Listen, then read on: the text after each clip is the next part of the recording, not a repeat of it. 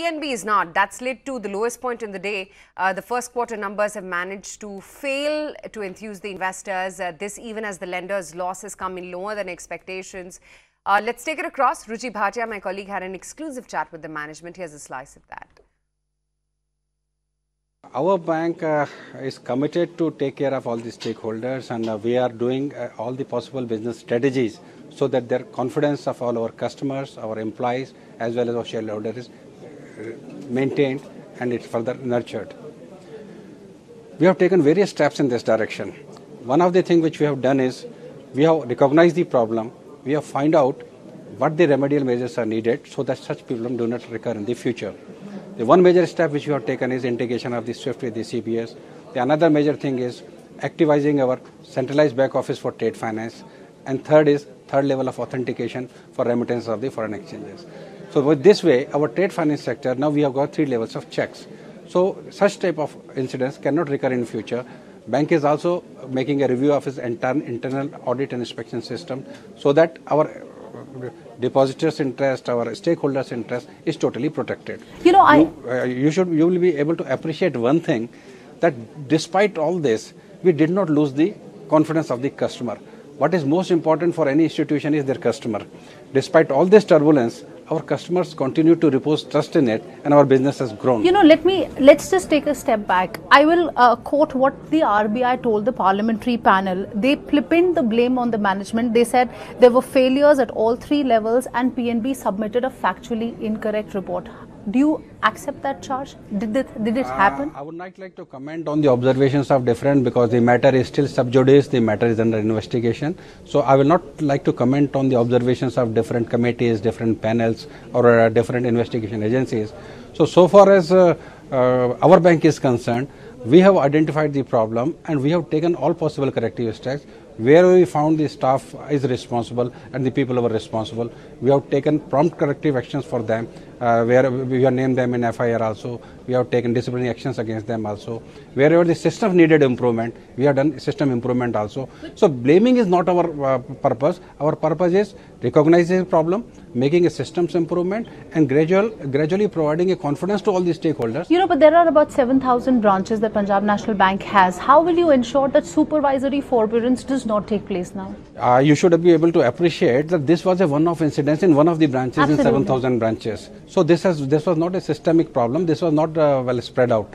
This was only in one of the branches. It was a people risk, and a people risk, to mitigate the people risk, we have taken all these. But that people risk is still there, isn't it? I mean, there are still people at every level. They are the ones who are giving out the loans. They are the ones who are processing it. And you did say that, while we've reduced the interaction that people have, when it comes to giving loans, they are still the ones who are clearing it. How will you look to mitigate the people's risk? In any society, there are people, and people risk will always be there. Right.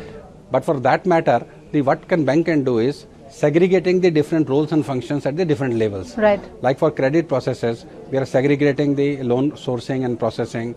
We are segregating the monitoring and recovery. So the 4 different segregations will mitigate the people risk. And this way we are doing it in each and every area of our operation. Let me talk about the earnings that we've seen this time around. You've put a very ambitious target for yourself. You even said in the press conference this is a very ambitious target, 20,000 crore rupees in H1. What is the game plan? How do you plan to ensure that that money is recovered? If you recollect my earlier deliberations, we said recovery we are going to make the prime focus of the bank during the first 2 quarters of the current financial year. We targeted a recovery of 7,000 crore during the first quarter, against which our audited results are before you. We have already achieved 8,445 crore. So that is, we are exceeding our own expectations in the matter of recoveries. Then we are getting a very good support from the NCLT, because right now all these decisions are going to mature in the coming quarter. Many of these accounts will get resolved because they will be already completed 270 days. They are at the final stage. So we will get a lot of respite from the resolution of these NCLT cases. Besides, our bank has gone a way ahead in creating some special structures for improving our recovery. The first special is creation of the 2 different war rooms.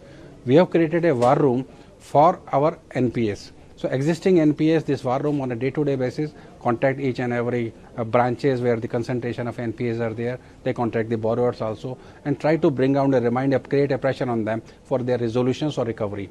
Similarly, we have created a war room for our monitoring of the assets. So wherever the assets are being monitored, that is also proactively, so that to prevent the slippages. The third thing which we have done is we have launched a special and unique non-discretionary scheme for OTS for 25 crore and up to 25 crore of the advances. Mr. Mehta, I will talk about the NCLT cases, as we go along. But let me ask you about slippages. We have seen, despite so many measures, slippages in this quarter close to 5,000 crore rupees. How do you justify that? Which are these sectors where these slippages are coming from? You know, slippages are widespread. Slippages are widespread. Some of them has come from agriculture sector because many of the borrowers in the agriculture sector are anticipating that they may get a loan waivers. So that is one area which is little bit adding to it. Then there are some areas in the small and mid segment where they had some regulatory forbearance during up to March because of the demonetization. So they are now also coming into this sector. But this is what I'm saying is going to be go down substantially in the coming quarters, because during this quarter we have enforced a lot of new measures to go for preventive slippage prevention. Dismal performance from PNB, and that commentary from the management sure hasn't gone down well. The stock is sunk a good 6.5% as we speak.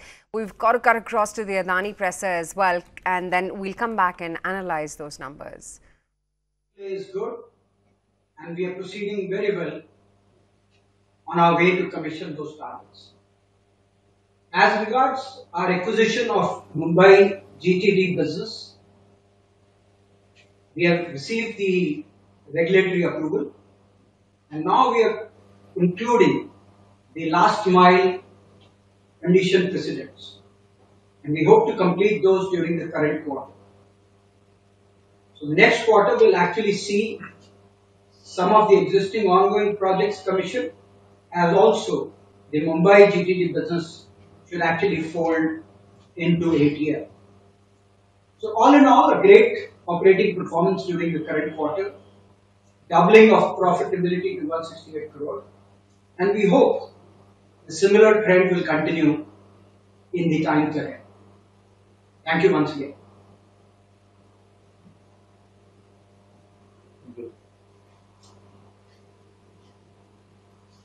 Yeah, the cut light. Nothing in Super.